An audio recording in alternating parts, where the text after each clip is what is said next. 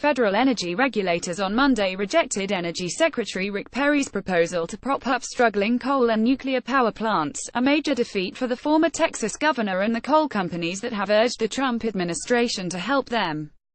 Perry had ordered the Federal Energy Regulatory Commission to act by this week to guarantee financial payments to the plants that could be facing retirement because of the rise of natural gas and renewable energy, a strategy that many critics said would undermine the power market the regulator has spent decades building.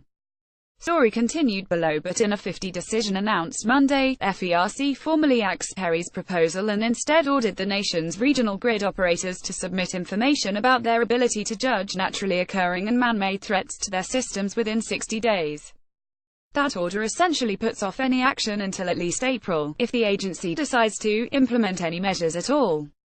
In a statement, Perry said he was pleased his proposal had sparked a national debate, and said he looked forward to the agency's probe into the marketplace distortions that are putting the long-term resiliency of our electric grid at risk. By signing up, you agree to receive email newsletters or alerts from Politico. You can unsubscribe at any time.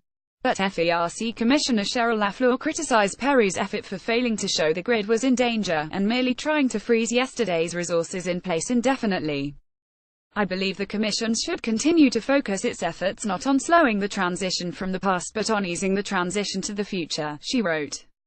And green groups were relieved, with the Sierra Club's Marianne Hitt, head of its Beyond Coal campaign, praising FERC's decision and saying the whole process was a comically orchestrated ploy by unscrupulous coal and nuclear executives to handicap their competition because they were foolish enough to think that American electricity customers wanted their dirty, expensive power plants when cheaper, cleaner alternatives are available. Analysts have said the rule proposed by the Energy Department would have its biggest impact on the PJM power grid that stretches across 13 states from the Midwest to the East Coast, and would be a boon to Murray Energy, a coal mining firm run by Bob Murray, a major Trump backer who has met frequently with Perry and Trump. This proposal was its latest bid to help baseload power sources like coal and nuclear that provide around-the-clock electricity but can't adapt quickly to changes in demand like natural gas power plants can. While coal-fired power plants provided half the nation's electricity a decade ago, the surge in natural gas output has made that fuel the industry's favorite for new power plants.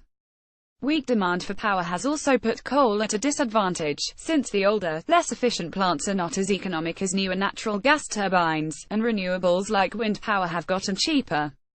First Energy Corp., an Ohio-based utility whose struggling power plant subsidiary is a major customer of Murray's, said it was disappointed in FERC's rejection.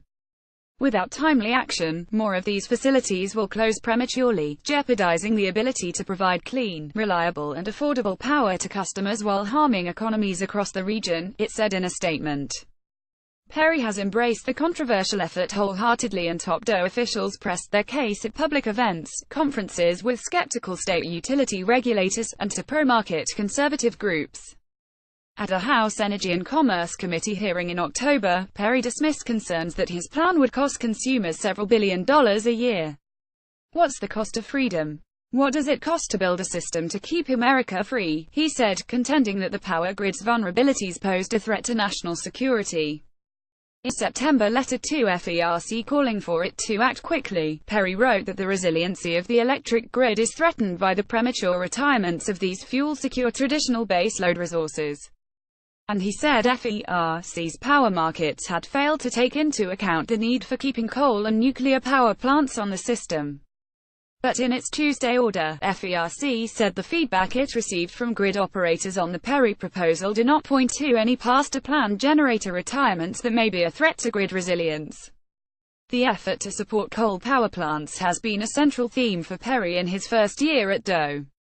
Less than 2 months after being sworn in, he directed agency staff to conduct a review of federal policies affecting the electric grid, and to probe what regulatory burdens are responsible for forcing the premature retirement of baseload power plants. However, that study, released in August and following pleas from Murray for DOE to use the agency's emergency power to order the firm's coal customers to keep running, drew a conclusion energy experts had long known: cheap, abundant natural gas was the primary driver of changes in the U.S. electricity sector. That report had urged FERC to expedite efforts figure out policies to address state programs that favor technologies such as nuclear power, and to update how power producers are paid in regional electricity markets. But about a month later, Perry submitted his grid resiliency pricing rule, a proposal that, if enacted, would cover the costs of power plants that keep a 90-day fuel supply on site, and directed FERC to take final action by Dec. 11. McIntyre, who was sworn in early December, requested an extension through Jan. 10. Monday's order says in addition to the information requested from the power grid operators, it will accept comments from other parties for 30 days after the grid operators' filing deadline. Democratic Commissioners Cheryl LaFleur and Rich Glick, as well as Republican Commissioner Neil Chatterjee, each issued separate statements explaining their decision to support the order. Kevin McIntyre, a Republican appointed by President Donald Trump, chairs FERC.